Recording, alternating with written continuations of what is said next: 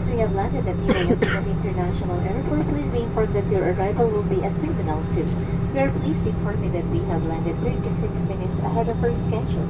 For your safety, please remain seated until the aircraft has come to a complete stop. Passenger signal sign is switched off. Therefore, when opening the overhead compartment, and please ensure that you have all the personal belongings with you before leaving the aircraft. It was a pleasure having you on board and we look forward to serving you again soon. On behalf of our Asia, Captain Victor Mariano, First Officer Reg Asuero, and the rest of the crew members, we would like to say thank you for flying with us.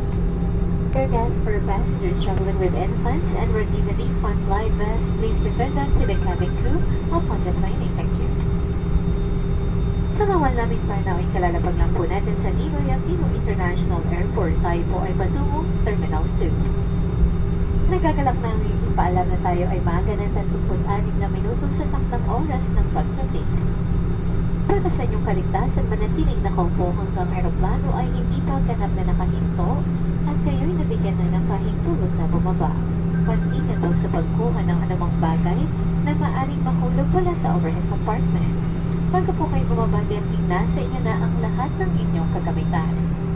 Ang karangalan ang kayo mapagsalbihan at inasaan namin na muli tayong makikita sa inyong susunod na paglalakbay.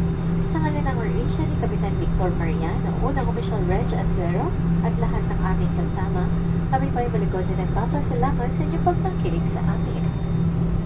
Sa mga bandaming panauhin na may dalang sakwal at nabigyan ng infant life vest, mangyaring ibalik ang mga ito sa cabin crew bago po kayo bumaba. Maraming salamat po. Once again, for safety reasons, all guests are required to remain seated until the aircraft has come to a complete stop at the parking bay and the fasten signal sign is switched off. Thank you for your cooperation.